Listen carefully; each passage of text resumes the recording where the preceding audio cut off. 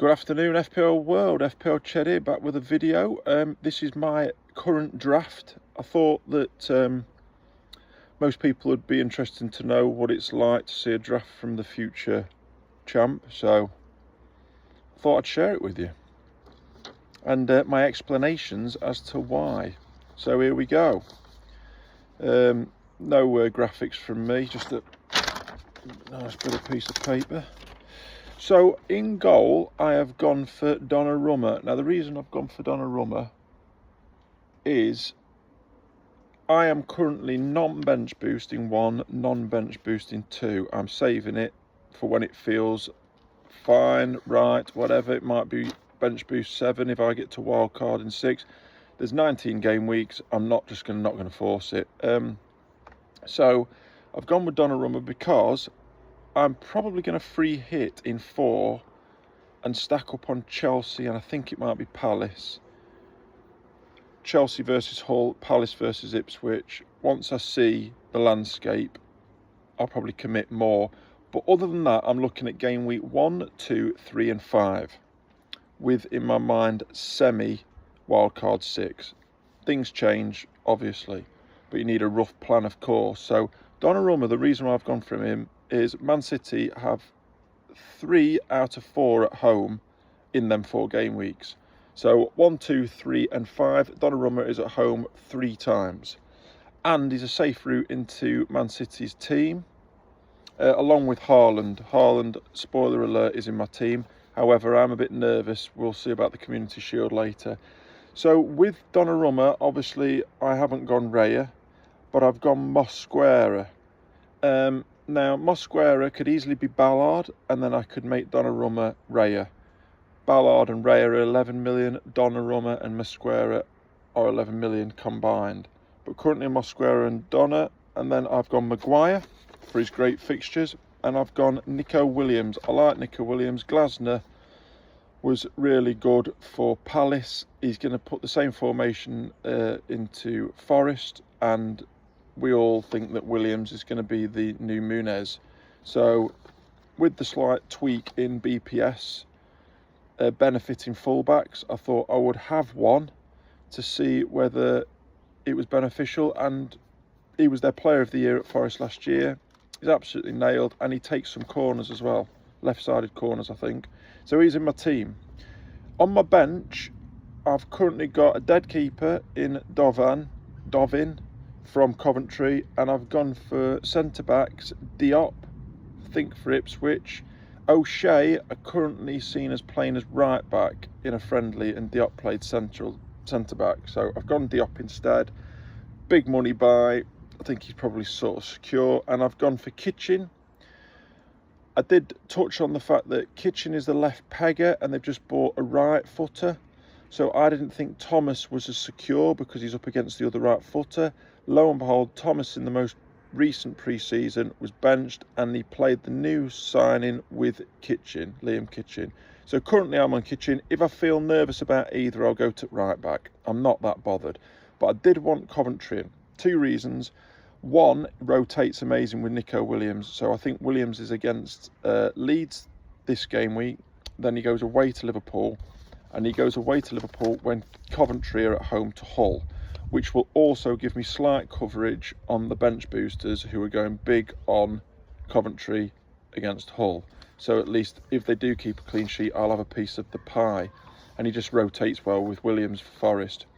So then I have also got in now in my midfield, Bruno, of course,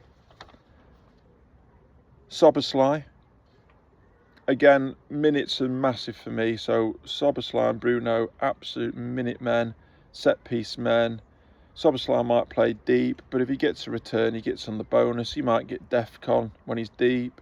When he's slightly more advanced, he gets a goal and an assist. He takes set-pieces. He can ping one from 30 yards anyway. He's just an absolute warrior. I've then gone Pascal Gross, 5.5. Pen share, probably on penalties, but even if he isn't, he's second, definitely, if not first. And I've gone Sangari, or whatever his name is, from Brentford. He's my... Look, I would go Ampadu, because I know what I'm getting from Ampadu, and it doesn't matter when you have a defensive contribution midfielder, but I fancy going for someone that's new to the league, bit of excitement, you know, new toy buzz. And he's played in the pre-season against Rennes for Brentford. He hit DEFCON already.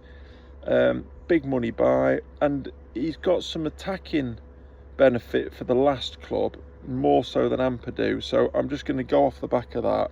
He's a DEFCON beast like Ampadu. He's nailed like Ampadu, but I'm hoping that I get a little bit more attacking from him. I think Brentford are quite good in the transition. Leeds are too, to be fair, but I think they've maybe they're just full on with Harry Wilson and Calvert-Lewin and etc. Anyway, just absolutely waffling there, a load of rubbish. But anyway, with Gross and Sangaré and Bruno Szoboszlai, that allowed me the money to get Mbeumo. Now, I don't usually double up, and I usually like to go for talisman. And do I see Mbeumo as a talisman at Man United? No, that's Bruno. Am I doubling up? Yes. But I just can't ignore two promoted teams, and I think Hull are absolutely shambolic. They could have gone down based off their defensive data last year. They scraped the barrel getting into promotions and the playoffs, sorry, and then they somehow got a promotion.